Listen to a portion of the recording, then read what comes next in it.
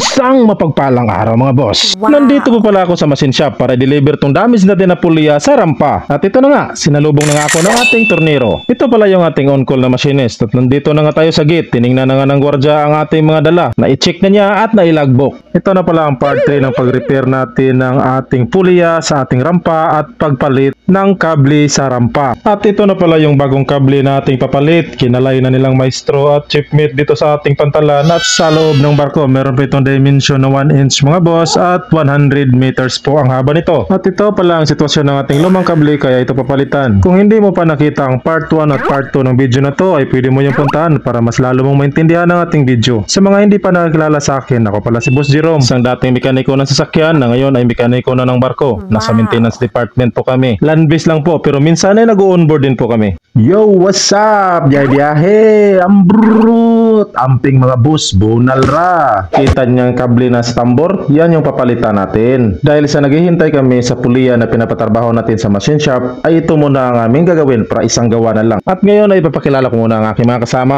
Representing ang ating welder na si Kumpari Dodong. Kung hotworks lang ang pag-uusapan, yakang-yaka niya yan. At from the left corner, ang ating buson na si Maestro Amo, ang nagkakabit ng gindula at nag-assist sa amin. At hindi rin magpapahuli from engine department, si Segundo Makinesta, ang kasama namin sa Triangle Opens. Ang ating deckhands officer na si Chief Meat the Great, siya naman ang namamahala sa mga trabaho dito sa ibaba. At sa lahat na tumulong namin ng mga kaditi, I love you, mamwa, chup chup. At pumisto na nga si Paridodong, sinimulan niya ng baklasin ang ating mga nilagay na alambre kanina doon sa ating lumang kable. Kailangang matanggal ang ating tinali kanina na alambre para magkaroon ng pre-movement ang lumang kable dahil babatakin natin ito mamaya. Samtang nagtanggal pa si Paridodong doon ay nagtali naman ako dito sa ating lumang kable gamit ang alambre. Ito yung puputulin natin mamaya mga boss. Hatiin kasi itong kable. Pagkaputol nito ay dito natin idudugtong ang ating bagong kable. Ang ganitong diskarte mga boss ay sobrang napakadali kumpara doon sa ibang style. Dahil sa naputol na ang lumang kable ay binatak naman namin itong bago para idugtong dito sa naputol na luma. Gamit ang welding ay idudugtong ang mga dulo nitong bago at luma. Napagtanto ko pala na wala akong gloves. Mahirap na dahil mangurinti itong ating welding. Mag-ground kasi. Ngayon ay magkabilaan na kami sa paghawak ng segundo sa ating idudugtong na kable. Pare Dodong, tirahin mo na. Baka tirahin pa ng iba.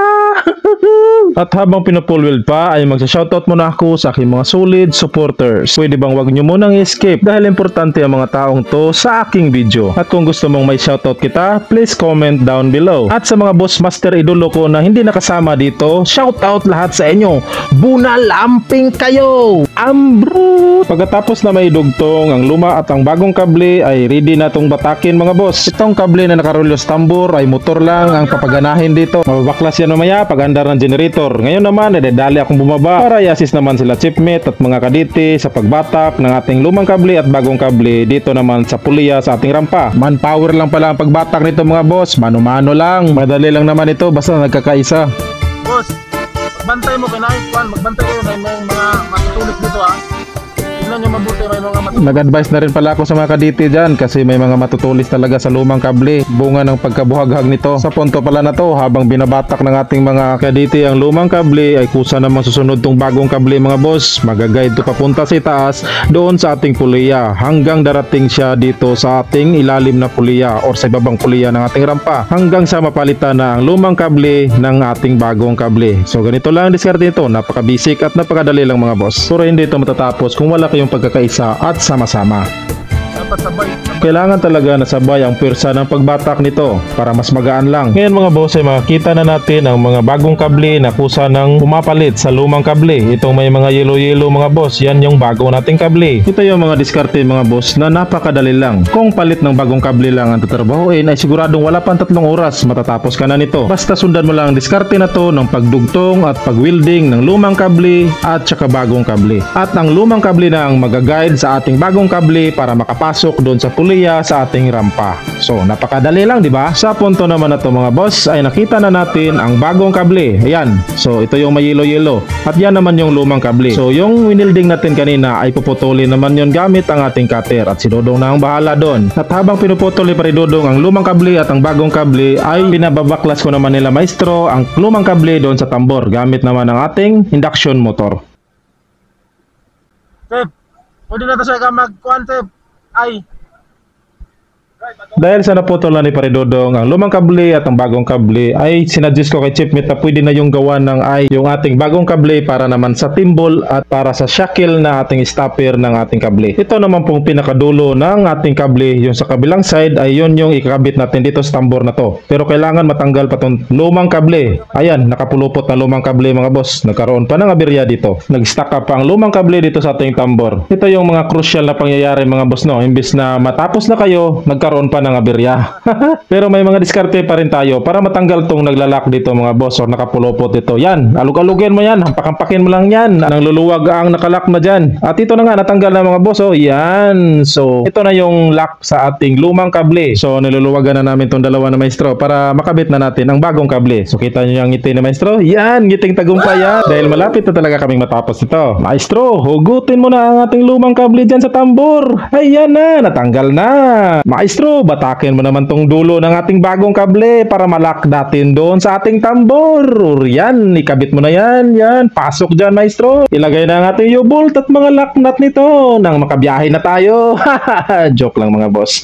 So hindi pa tayo makabiyahe nito kasi wala pa yung ating pina-repair na puliya sa ating machine shop. So dito naman sa baba ay makita natin sila Chipmate na pinagtutulungan ang paggawa ng eye. At ito na nga mga boss, no, natapos na ni maestro na higpitan ng mga lock nut natin U-bolt at i-plaster mo na yung bagong kable natin at ang kanyang lock maestro nang maikot-ikot na natin tong ating bagong kable dito sa kanyang tambor at ma-arrange natin at malagyan ng grasa.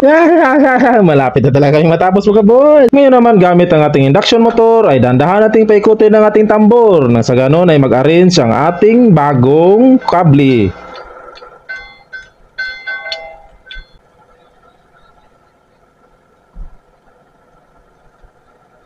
Once na mapuno na ng isang pile ang ating tambor ay para muna para maglagay tayo ng grasa. Ayan, lagyan na ng grasa yan para hindi galawangin ang ating bagong kable. At dito naman, second pass na tayo mga boss sa pag-arrange ng ating bagong kable. Huwag kayong mag-alala mga boss kung medyo pangit ang pagkaka-arrange ng ating kable. Mas lalong papangit yan during operation. So natapos na kami sa pag-arrange dito sa tambor pero sila Chipmate hindi pa natapos sa paggawa ng timbolay.